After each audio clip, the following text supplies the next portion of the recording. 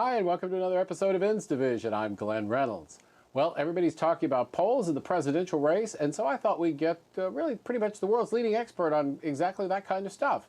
Michael Barone is a senior political analyst at the Washington Examiner. He's co-editor of the Almanac of American Politics, and he's just a generally really cool guy who knows lots of stuff. So I thought it'd be a good time to bring him in and talk. Welcome, Michael, and thanks for coming in to join us. Well, thank you very much, Glenn, and thanks for calling me a cool guy, someone who's known as pretty much of a geek through most of my life. Well, you know, so am I, so you're cool to us geeks anyway. Well, now we keep hearing, at least I keep hearing, that Romney's not getting any traction against Obama somehow. But I had a post on my blog the other day. I'm like, if Romney's doing so badly, how come he's ahead in the Rasmussen and the Gallup tracking polls now? What's the story here? Can we trust the polls? Well, we can trust the polls if we keep in mind that they're an imprecise measurement tool. There's a margin of error, and different pollsters have different techniques. I think looking at the totality of them gives you an idea of where things are. Scott Rasmussen's poll, which is a robo poll, has had results in the past that have tracked pretty closely with election outcomes. In his polling right up to the minute. He has tended to produce more Republican results this year. One reason is that he has a screen for likely voters. That is to say, people have to have indicated that, they voted in previous elections. They're very likely to vote, to answer a couple questions that tend to identify them as likely voters. The likely voters tend to be more Republican than average. That's true in most elections. It's probably even more true this year, Glenn, because the enthusiasm level clearly of Republicans is higher than that of Democrats this year. That's the opposite of the case in 2008. So Rasmussen's tracking poll right now shows Romney ahead 47-43, a 4-point margin. The Gallup tracking poll, I think, has him, which is registered voters, not likely voters, has Romney ahead by 2 points. We saw a number of other polls from other organizations in the last week or 10 days, which showed among registered voters 7 to 9 point Obama leads. In at least some of those polls, the sample seems to be tilted towards Democrats. That is to say, you've got a higher percentage of voters identifying with Democrats or a lower percentage with Republicans than has been the case on Election Day. We had in 2008, the exit poll showed the electorate as a Democratic electorate, about 39 to 32, pretty big Democratic edge, 7-point edge, and Obama won by 7 points. The 2010 electorate, on the other hand, was 37-37, an even electorate with the polls, between the parties. And my thinking is that what we're seeing this year is probably closer to the 2010 benchmark than it is to the 2008 benchmark. And so polls that have shown a 9-point Democratic Party identification edge are probably a sample that's somewhat misleading.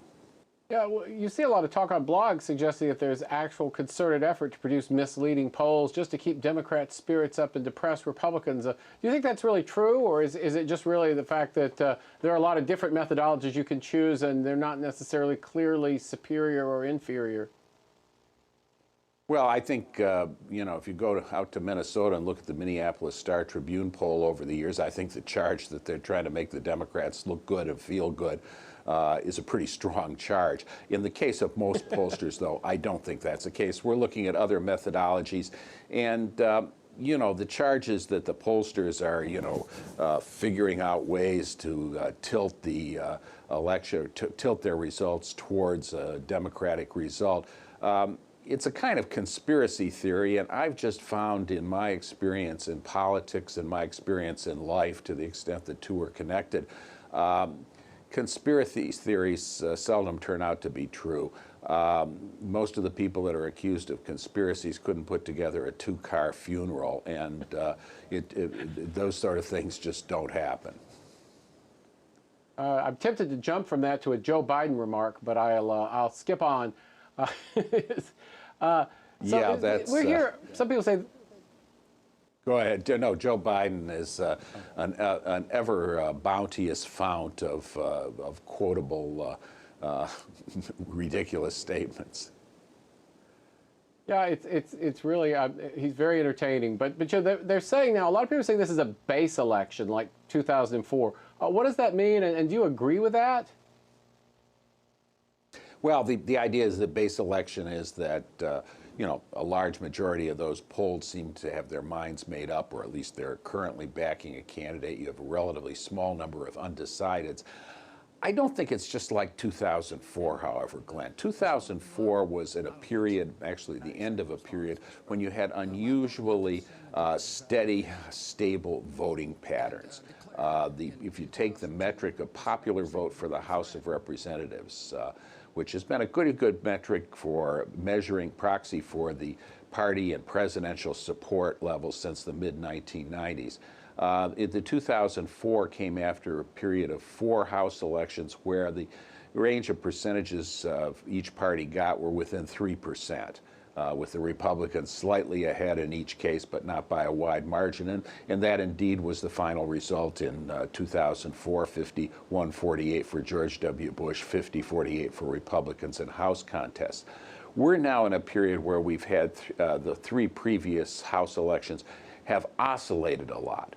There have been a 9-point range for the parties. The Republicans went from 43% of popular vote the House in 2008 to 52%, up 9 points. The Democrats down 9 points between 2008 and 2010. And therefore, I think it's kind of a risky proposition to say voters are locked in. I think that there's probably more potential for change in this electorate than there was in 2004. That's not to say I'm sure it's going to happen, but I think that there is some significant chance that we will see some significant change in the polling data and between now and Election Day. Now, Rush Limbaugh, I understand, was saying yesterday that he's really happy to have an election that's sharply focused on ideology. Is he right to feel that way? Is that good for the Republicans? Well, you know, the term ideology is often used in political commentary to suggest sort of rigid adherence to fixed and presumptively foolish ideas. I would use the term ideas as opposed to ideology. And I think that the campaign, the platform that Mitt Romney has come up with, that he's kind of evolved into over the course of the primaries and now the general election period, and the clear statements on issues of Paul Ryan, I think that does make this a real contest of ideas. I think one of the hidden stories, although Steve Hayes had a good piece on it in the Weekly Standard a few weeks ago, is how Paul Ryan, from his perch as the congressman for the 1st District of Wisconsin and the chairman of the House Budget Committee, has really driven the Republican Party message. He has formulated it in his Ryan budgets, in his proposals for changes in Medicare and Medicaid, in his proposals for big changes in our fiscal policy. And Romney, as the primary campaign went on, moved from a fairly amorphous position to one that's pretty close to that of Paul Ryan. So instead of having the presidential candidate take the initiative in setting the party platform, the House Budget Chairman has actually done that operationally, and now, of course, he's on the ticket. You hear a lot of Democrats saying, oh, this is wonderful, we can go scare people that their old folks are going to lose their Medicare because Paul Ryan is proposing changes in Medicare for people currently under age 55. I think that the exposure and high visibility that his nomination, his selection, gives to this issue makes it more difficult for the Democrats to make that argument, because he can repeat again and again that we're talking about changing it for younger future beneficiaries, not for the current ones.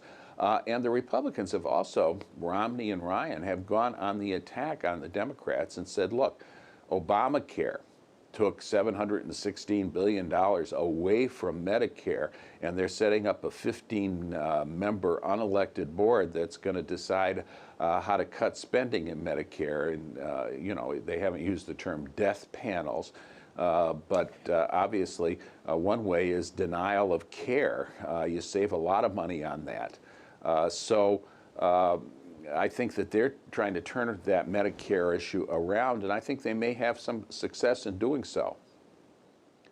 You know, I think of denial of care. I think of my trip to the old Soviet Union had a great policy for its medical care. The cardiology clinics, the heart treatment, they were on the 6th floor, walk up, kept the patient load down. It's clever costing. Well, exit question. Looking at the Republican, especially the Republican congressional primaries to date and so on, how influential has the Tea Party movement been in this election cycle? People were sort of writing it off a year ago. Well, there's not just one Tea Party movement. There's a lot of different people that have organized themselves into movements that call themselves Tea Parties or are sympathetic and so forth. And I think the answer is that the Tea Party movement, or the larger movement of new people into political activity for which the Tea Party is a convenient label, has had a lot of influence. I mean, look at the nomination of Ted Cruz in Texas, in the nation's second largest state. He's got the potential to be a U.S. Senator for 30 years. He's a strong supporter of the kind of positions that Tea Party people have taken. And I think that we've seen that in a number of primaries. We saw that in the in Deb Fischer's victory in the Nebraska primary for the Senate, and she looks likely to be a senator as well, probably for a long time. We've also had, we saw in Wisconsin and Florida yesterday, much bigger turnout on the Republican side than the Democratic side. That's additional evidence for the proposition that Republicans are more enthusiastic, more prone to vote this year. You can ask people questions on polls, how enthusiastic they are, how likely they are to vote, but the real acid test is whether they come to the polls on Election Day. And in Florida, for example, where you had a contest for the Senate nomination in both parties' primaries, and that's a state where there's still more registered Democrats than Republicans. You had 1,132,000 people vote in the Republican primary and 872,000 in the Democratic primary. So 56% of the two-party turnout was on the Republican side. That's additional evidence of the enthusiasm that Republican voters bring to this contest. Well, Woody Allen said 80% of life is showing up, and in politics, it's more like 100%. Thanks to you for showing up here. Okay, well, it's always good to be with you, Glenn, and and thank you always for Instapundit. Keeps me busy from morning to night.